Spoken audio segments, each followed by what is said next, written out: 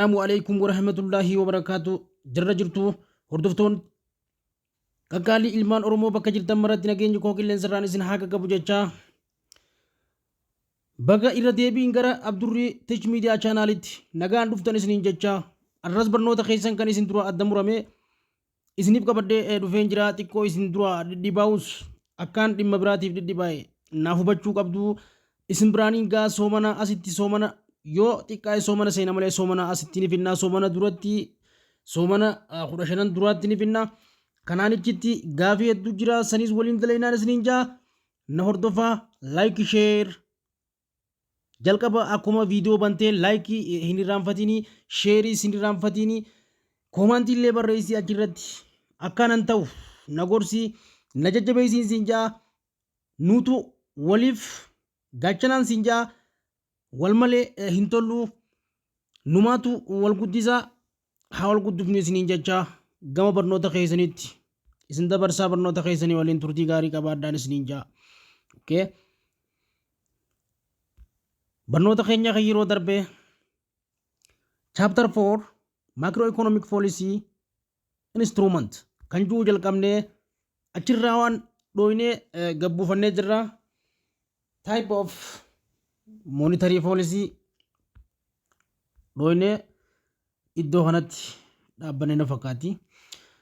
Type of monetary policy asirraa jalqabnee konseptii qalamaan jala isiniif dhawaa sirritti na hordofaa isiniin jechaa barnoota keessanii waliin turtii gaarii. Okay. Type of monetary policy gosoota imaammata maallaqaati. Gosoonni imaammata maallaqaa kuni maali? Eessara 4.3.2 kanarratti jechuu type of monetary policy isa jenneen kana jechuudha. Type of what? Monetary policy isa amma asitti agartan kana jechuudha. Sirritti hordofa. Generally guutumaa guututti jechuudha. Kun jechuun type of monetary policy hoggaa afaan Oromootti kan hiiknu ta'e gosa imaammata maallaqaa jechuun waan biraa miti. Gosti imaammata maallaqaa kun guutumaa guututti jechuudha. Generally speaking monetary policy can be what? Categories as either, okay? A monetary policy that lower interest rate haqabu jechuudha gabaabumatti. And what? Stimulates borrowing and what? Expansionary monetary policy isa jenneen kana jechuudha. Or loose monetary policy kan jenneen kana jechuudha. Isaan kanneen kana laallee gadda barfanna. Kana jechuun monetary policy is what? Rise interest rate and what? Reduce borrowing in the what economy?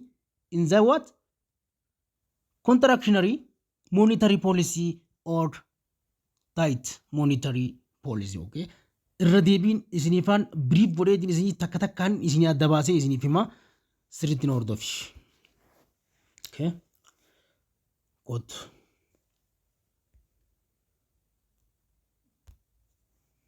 Kana jechuun gaama gosoonni imaammata maallaqaa kuni maali? Generally speaking monetary policy can be categorized as zarka jenneen kun inninis maaliif maali? Walumaa galatti imaammatoonni maallaqaa akka armaan gaditti ramadamaniiru. Isaanis eenyu? Imaammata maallaqaa maali? Imaammata maallaqaa tokko maali? Monetary policy imaammata maallaqaa lower interest kan qabu jechuudha. Dhala xiqqaa reetii kanarratti kan qabuu fi stimulate borrowing kan maal godhuu danda'u?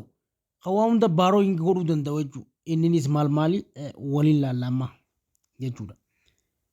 Bal'inaan yeroo laallu jechuudha. Imaammatoota kana sirriitti na hordofaa dhageeffadhaa. Okay. Kana jechuun amma maali? Isaan kun maal keessatti kan addaan babaan jechuu guutumaa guututti isaan bakka lama qoodaman jenne monetary policy what? Lower interest rate and what? Stimulate borrowing and expansionary monetary policy. loose monetary policy jechuudha. Isa loose godhuuf isa baasuuf jechuudha. Maal isa low interest rate dhala xiqqaa isa qabuu fi borrow liqii jechuudha. Stimulate borrowing kan qabu ammas isa biraa maali? Expansionary monetary policy warra jaan kana or loose monetary policy warra loose warra baasan jechuudha. Waluma qabne conversely and monetary policy that rise interest rate and what? Reduce borrowing in the economy. Waluma galatti isaan kana waliin laallaan hunjee isa gaxaanu keessatti gabbuunee waan jiru hunda waliin ni laallaa jechuudha. Gabbu'a. Okay. Expansionary monetary policy. Kana jechuun hordoftoota koo dhageeffadhaa. Expansionary monetary policy yogga jennu if country is facing high unemployment. High what? Unemployment. High what? High unemployment rate during slowdown or recession. Isa recession jenne amma waa'ee recession waa'ee wannaa san keessatti jechuudha. Waa'ee marsaa san keessatti isa barannee san jechuudha. Recession is a what? Monetary policy authority can OBT for what? Expansionary policy which aim at increasing economic growth and expanding economic activity as part of expansionary monetary policy kajanneen kana jechuudha. Kana jechuudha dhageeffadhu asirratti ma tokkoon isaa maali asirratti? Amma isa kan keessatti akkuma isa kaan jechuudha biyyi tokko yoo suuta jechuun isaa yookaanis kufaatii diinagdee hojii dhabdummaa fi maal inni kun gosa imaammataa kana keessatti kan baay'atu yoo kan ta'u ta'e amma imaammata maallaqaa babal'inaan hogga jennu jechuudha. Expansionary monetary policy kana keessatti jechuudha.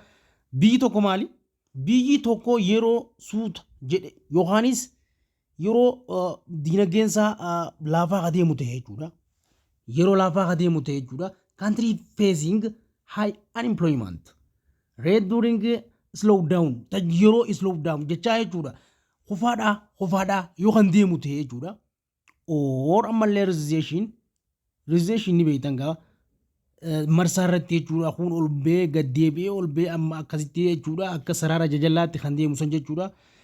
Yeroo inni kun ammas diinagdeen kun bal'atee fi hojii dhabdummaanis bal'ate ammallee kufaatiin diinagdee kun jechuudha. Recessioniin kun yoo dhufe the what? Monetary authority can OPT forward expansionary policy which aim increasing economic growth and expanding economic activity kajanneen kun jechuudha.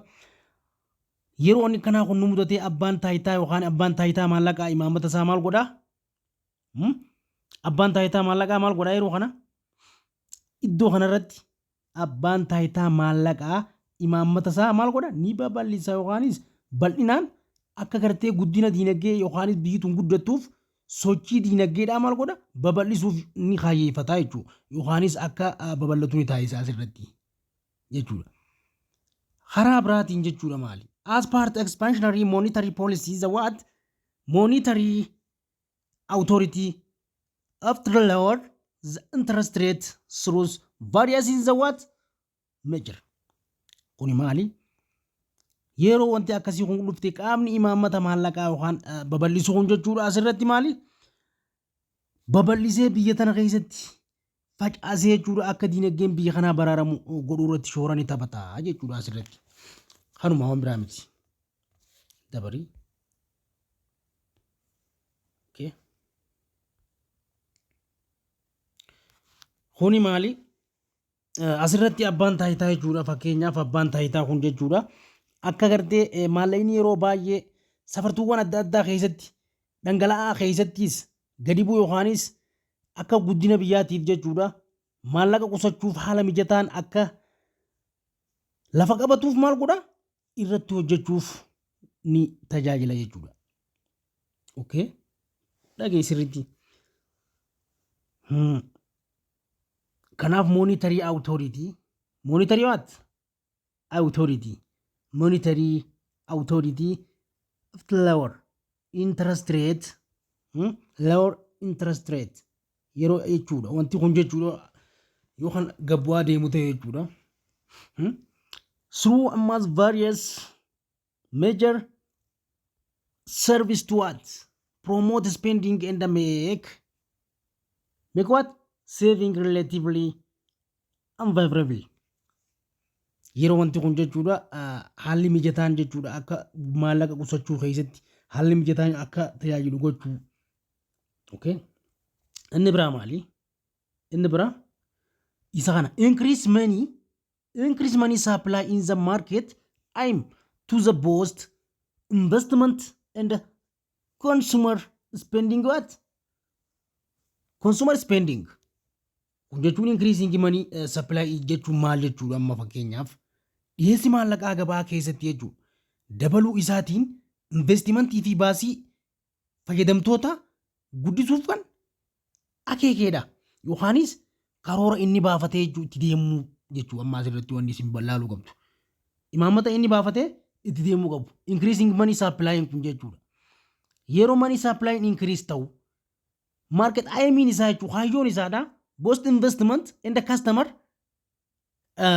consumer spending okay maal godha konsumeroota kana maal godha akka inni gartee dabaluuf yookaan investimentiin babal'aan akka biyya tana keessatti dhaabbatuuf baasii fayyadamtoota kana guddisuu keessatti maal godha baasii fayyadamtoota kana akka guddisuuf kan hojjetudha yookaan kan akeekuudha jechuudha karaa biraatiin inni itti aanu maali lower interest rates mean that what the business and the individual can secure loan can be what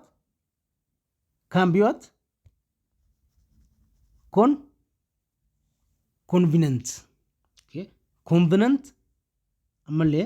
convenient term to expand productive active in what and spend more on big ticket consumer good okay sirri dhageeffadhu lower interest rate isa asii kanarratti deebi isa bakka kanaa kanarratti lower interest rate means that business kajanneen kun jechuudha yeroo kana jechuudha lamma fakkeenyaaf dhalli gadi aanaan jechuun munjee ilaalamma low interest rate mean jechuun isa kana jechuun that business and the individual can secure loan on convenient munjee maal jechuu fedheeti asirratti dhalli gadi aanaan haja'amu jechuudha dhaabbilee daldalaa fi namoonni dhuunfaa jechuudha dhaabbilee maali daldalaa fi business and investment daldalaa fi investment jechuudha dhaabbilee daldalaa fi investimentii dhuunfaa yookaanis daldala dhuunfaadha jechuudha dhaabbilee daldalaa fi namoonni dhuunfaa jechuudha hojii isaanii oomisha isaanii babal'isuuf jechuudha haala mijataa ta'e irratti liqii jechuudha loan jechuun liqii loan on convenient kanarratti jechuudha term of expand productive active and spend nuun jeelaal akka gartee haalli mijataan waan sama bal'isuu irratti jechuudha akka gadi buuf liqii argachuuf meeshaalee fayyadamaa san tikeetii gurguddaa fakkeenyaaf tikeeta akka qaban irratti baasii guddaa baasuun akka danda'u gochuu irratti kan dhaabbate jechuudha konsumer gudii maamila isaa kana irratti jechuudha tikeeta gurguddaa akka isaaniif qoodu tikeeta laatee fi tikeetaan akka isaan waan kana hojii isaanii kana itti oofanii haala mijataa uummatan gochuuf malee waan biraatiif miti jechuudha. Inni biraa maali? Major instrument of expansionary monetary policy are discussed below. Okay? Major instrument amma sirri dhagee major instrument kajanneen kun jechuudha.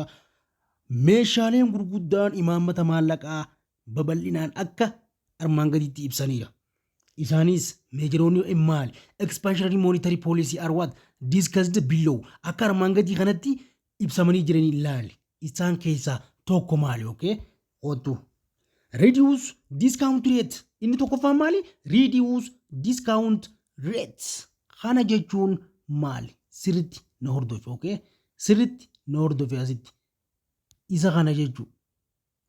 reduce discount rate khajanneen kun maali dhageeffadhu sirriitti dhageeffadhu akka armaan gadiitti ibsamanii jiru isaanis maal reduce discount rate isa jenneen kana jechuu inni tokko maali reduce jechuun maali waan san jechuu bar hir'isuu jechuu bar sadarkaa hir'ina yookaanis sadarkaa hir'isuu maal hir'isa sadarkaa hir'isuutti jechuu sadarkaa hir'isuu keessatti maal hir'isa amma fakkeenyaaf increasing money supply the national bank reduce the what discount rate and what they enable the commercial bank to take in more loan from it is what in the what turn to give more loan producer investor at lower interest rate okay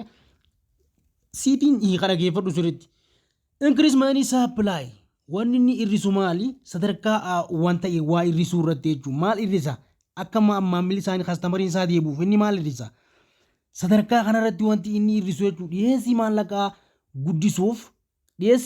kana guddisuuf baankii biyyoolessaa safartuu isaa maal godha ni hir'isa jechuun ni hir'isa national bank maal godha reduce godha jechuudha iddoo kanatti national bank is what reduce the discount rate and what the enable commercial bank ammallee maali enable what commercial bank kanaaf wanni amma inni baankolii daldalaa irraa jechuudha commercial bank irraa liqii dabalataa akka irraa fudhatanii fi maal godha dabaree isaaniitiin liqii dabalataa akka oomishataaf akka argatan yookaan akka oomishatan investimentootaaf kan qoodu jechuudha maali bank taking more loan form of what it is and turn to give more loan to produce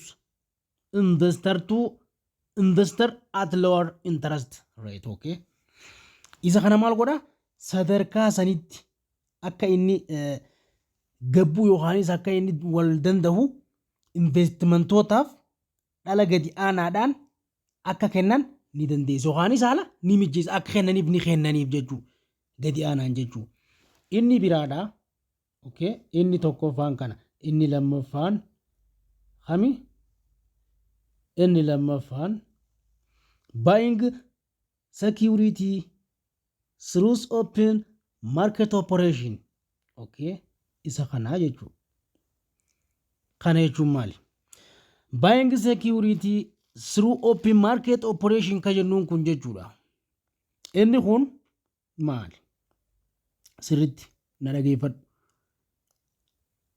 hojii gabaa kana jechuu bar hojii gabaa banaatiin jechuu securitywan bitachuu hojii gabaa kanaan securitywan kana banatanii bitachuu jechuu bar this river amma gizee river goonu jechuu gizee himnu waan kana jechuu buying and selling of what government security which influence what many supply in what in the economy kaanuma bar waan biraa miti kana jechuun bittaa fi gurgurtaa security wanii kana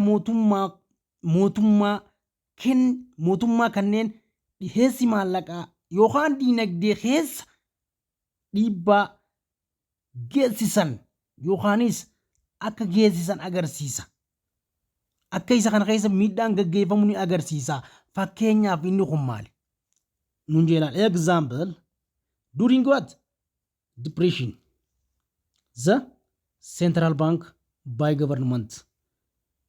by government bond okay and security form of the commercial bank paying in cash okay to what increase their cash stock and lending capacity bakana sirriitti oofne dhageeffadhu siifin irra deebi'a kun jechuun amma fakkeenyaaf egzaambiliin isaa maali fakkeenyi isaa guddaan bakka kanatti wanni nu himu yeroo dhiphinni diinagdee baankii giddugaleessaa kana mudatu yookaanis isa kanatti boondii mootummaa fi securitywan baankota daldalaa irraa bittaa maallaqaan kafaluun maal godhuudha Istookii maallaqa akka jenneen kana istook jaanii wanta akka istookii jechuudha akka sheerii fayyadamanii istookii saniif fayyadamanii istookii maallaqaa fi dandeettii liqii isaanii maal godhuudha guddisuudha jechuudha gabaabumatti isuma kana wanni biraa takka hin jiru guddisu dandeettii isaanii maal godhu guddisu inni biraadha maali inni sadaffaadha maali reducing required reserve ratio isa kana jechuudha kana jechuun maali every commercial bank is required to keep with the what central bank of particular percentage of what deposit, okay, deposit or what reserve in the form of cash. kana jechuun maali gaama sirriitti dhageeffadhu kun jechuun maali reduce required reserve ratio kajennuun kun jechuudha fakkeenyaaf ratioon kuufama barbaachisu ratio tokko kuufama barbaachisuun hir'isu ratio barbaadamu san jechuun osoo hin guddifne kuufama inni barbaaduun hir'isu kana jechuun baankii kamiinuu jechuudha inni kun maali every commercial bank is required to keep with the what central bank of particular percentage of it is deposit or received in what the form of cash kana jechuun maali dhageeffadhu tokkoffaarraa jechuudha every commercial bank is required to keep kajennuun kun jechuudha maali hoggala kun bittaa fi gurgurtaa seektaraawwan yookaanis securityawwan mootummaa kanneen dhiyeessii maallaqa diinagdee keessatti dhiibbaa geessisan agarsiisuu jenne kan reefuu keessatti kana keessatti hoo reeshoo kuufama barbaachisu hir'isuun baankiin daldalaa kamiinuu jechuudha baankiin daldalaa every commercial bank is required to keep baankiin daldalaa kamiinuu kuufama yookiin kuufama isaa keessaa dhibbantaa addaa bifa maallaqaatiin baankii giddugaleessaa waliin qabaachuu qabaa jechuudha yoo kana hin qabaanne hin danda'u jechuudha kana jechuun maali dhibbantaa mataasaa qabaachuu qaba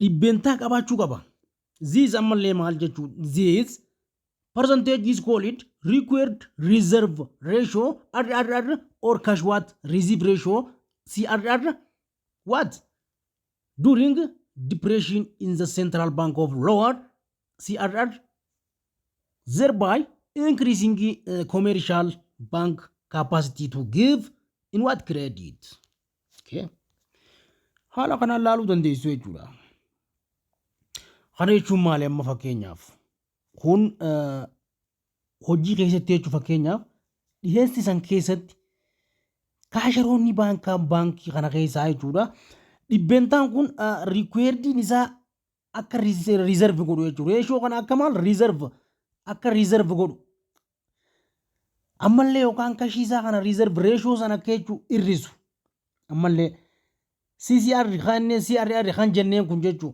yeroo dhiphina diinagdee baankii giddugaleessaa CRR gidduu qabuu jechuudha gidduu buusaa yookaanis kanniinsa diinagdee baankii kamii daldalaatiin liqii kennuu jechuudha inni kun maali akka dabaluu godhu jechuu bakka dirqama ni dabala haa dabaluu jedhama yeroo dabale wanni san wal furaa deema yookaanis wal fooyyeessaa deema jechuudha kunneen kanumaa jechuu waan biraa miti haala kanaan laaluu dandeessu haala kanaan laalee dabarfachuu dandeenya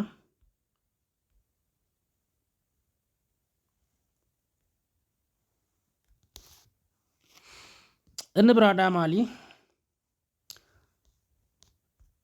inni biraadhaa if the economy is suffering recession and high unemployment with output below what potential GDP expansionary monetary policy can help the economy okay term of what the potential GDP okay kana jechuun gaammaan tana asirratti jechuudha sirriitti wanni isin laaluu qabdan ifatti jechuudha ifatti jechuudha wanni isin asirratti hubachuu kan qabdan jechuudha diinagdeen kufaatii fi hojii dhabdummaa olaanaan akkaataa kana keessatti jechuudha recession biyya kana keessatti kan dhufu jechuudha kana keessatti yoo jiraate kan ta'e jechuudha oomishni biyya keessaa jechuun gross domestic productioniin maal ta'a GDP kun jechuun oomishni GDP kan jennuun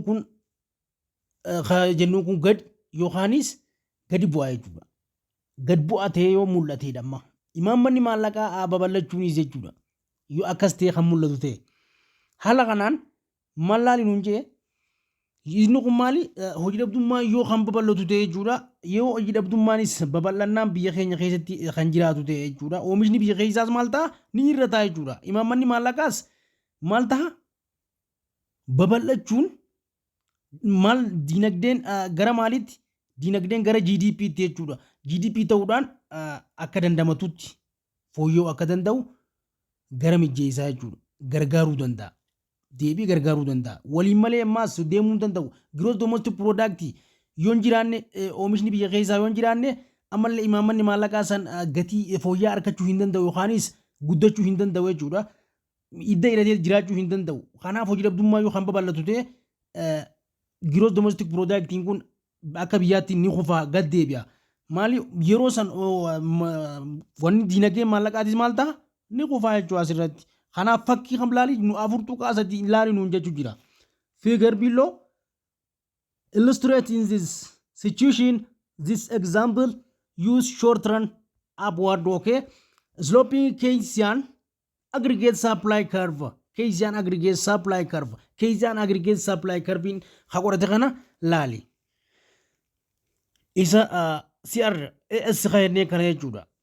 The original equilibrium during the what decision occur output below of 600 expansionary monetary policy will what reduce interest rate at rate what and stimulate investment consumption spending in the what consuming the what original aggregate demand curve shift right karamalit karamirgat shift to right jechu kharasanitti ni sararama jechu asirratti hala kanan jechuudha equilibrium quantity irratti jechuudha E1 occur what potential GDP level karamit khara 700 jechu 700 kharasanitti ni deema jechu hala kanan fakkii sallallee haa dabarfannu okay fakkiin isa kana asirratti wanni nuti ilaaluu qabnu real output